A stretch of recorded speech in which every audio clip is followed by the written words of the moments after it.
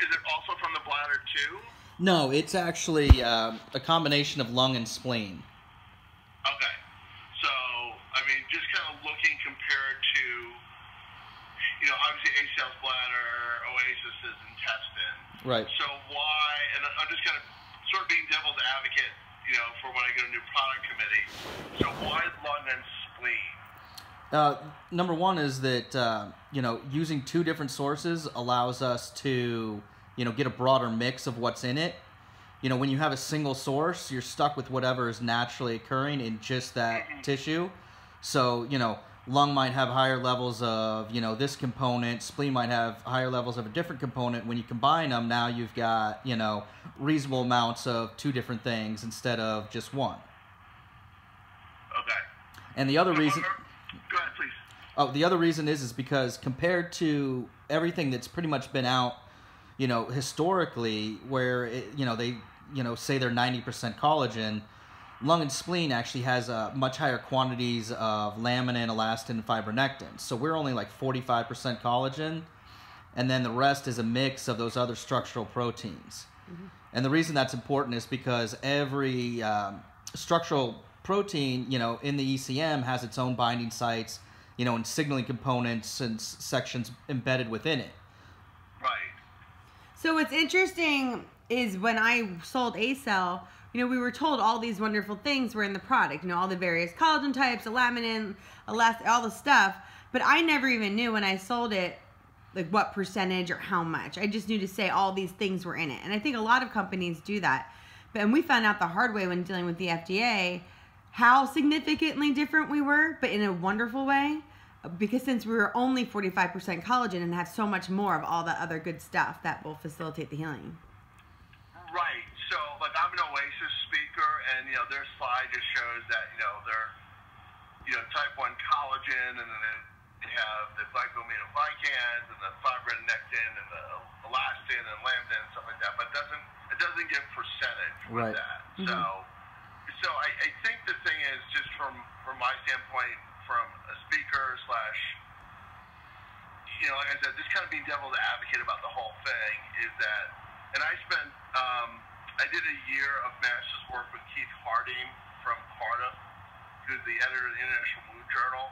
I was there for a couple weeks with him and basically did online for the rest of the year. But, so I think the key thing is to try to, to justify, at least to help the salespeople out, and for me, new product committee, and when I'm lecturing about stuff like this, is, we know what fibronectin does, elastin, laminin, but is to really somehow to figure out how to emphasize by having more of that than just collagen. And what I use for an example when I'm talking about, let's just say Oasis, for instance, people always bring up well, what about Prisma or Puricol or things like that? And I tell people, that's sort of like the analogy I use is that putting straight collagen on a wound like that is sort of like throwing a kid in front of a video. It keeps the MMPs busy if they're overactive, to eat up all that collagen. So, I mean, I get not having so much collagen, but I think there's got to be some way to, for the story to talk about, having all the other things and what percentages and how they help heal certain things. Right. No, and I think, I don't know, if I mean, I worked at Cook Biotech on, all of the original SIS stuff, and then at ACell with UBM and whatnot. And, historically, wound care with the ECMs basically started, as there was purified collagen, and then, they made these ECMs, and, with the 510K process with the FDA and, it being new, everything was always about, well, let's try to be as similar to what's already out there as possible, because otherwise people don't understand it. So they people looked for high collagen percentage stuff, and they wanted it in a sheet because that's what everybody was used to. And working with all those different tissue types over the years, at least in my experience, these types of more like advanced biologics or advanced tissue products, they work more by signaling than they do as a scaffold because the scaffold breaks down. So we approached it as the more things we could put in there that give possible signals, just like, in the healing cascade, I mean, they've drawn wound fluid, things are upregulated, downregulated at all these different stages and stuff. So, there's no magic bullet. You can't put just PDGF in there. You can't put just FGF in there or just collagen.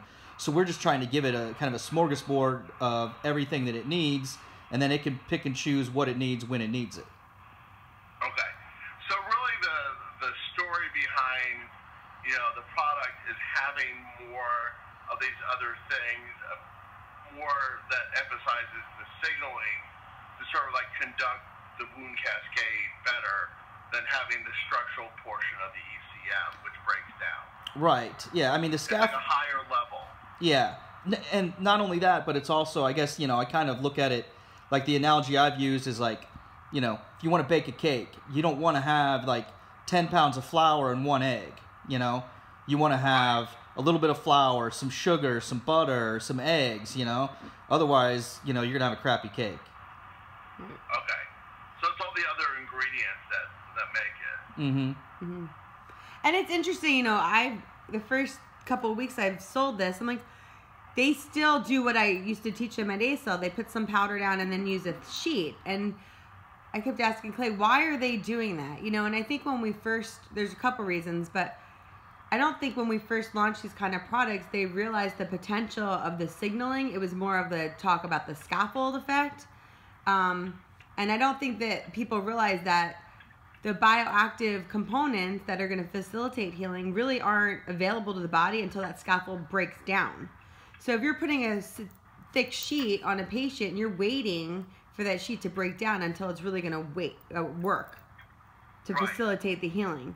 So I don't think that, at least today in Miami, they were using a thick surgical sheet on an open wound. I'm like, I bet you they don't know why they're doing that because I didn't know why I was selling it like that. And then Clay explained they really did that for more of the model of, on the outpatient side, wanting patients to be able to go for a very long period of time or a longer period of time before they had to be seen again. Well, for me on the inpatient side, I want to get the fastest granulation bed as possible, want to jumpstart that healing and get them the hell out. So that's why the powder, we actually take the sheet and process it down into a powder so that it is immediately available and within 1 to 3 days is absorbed and works. Does that make sense? Right. Okay. No, I mean, I get it. I mean, it's, it makes total sense with that. But is there anything specific about the obviously the spleen makes all the blood that makes all the blood cells, but it's an integral component making blood cells. But what about like the lung? Is there what comes out of the lung that's significant in the product? Well, I mean, there's a few things. I mean, the lung is one of the only, components that kind of, has such a thin membrane, but also tries to keep, has to keep more of an airtight, watertight seal. So, it has more of an elastin content, and the spleen, is pretty unique with the reticular structure and stuff like that. So it has, more like fibronectin and laminin. The thing that, scientifically, when I looked at all the, basically, I went back and I looked at everything that hasn't been explored yet, and even a few of the things that, we tinker around with back in the day. I mean, nowadays there's product made from sheep forestomach, from porcine liver, that mirror matrix and stuff like that. So I looked at, pancreas, liver, heart and lung and spleen and some other things and stuff. And mostly what I looked at early on was, the structural proteins, but we also looked at growth factor content. The problem is that we can't talk about that a lot, because the FDA starts to get real fidgety about, us implying that it has growth factors that do very specific things.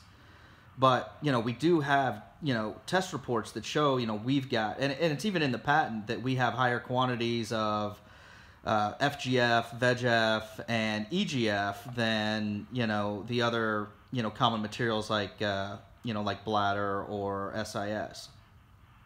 Okay.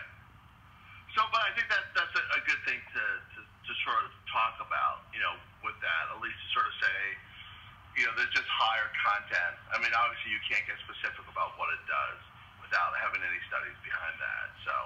Well, it's frustrating. It's so frustrating because there's so many amniotic products that are popping up left and right, and they can make whatever the hell claims they want because they're not FDA. They don't have to go through the FDA approval process.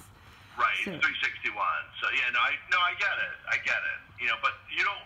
But you guys don't want to compete in that space anyhow. The space is just there's 60. I think last time I looked, there's like 67 products with Q codes.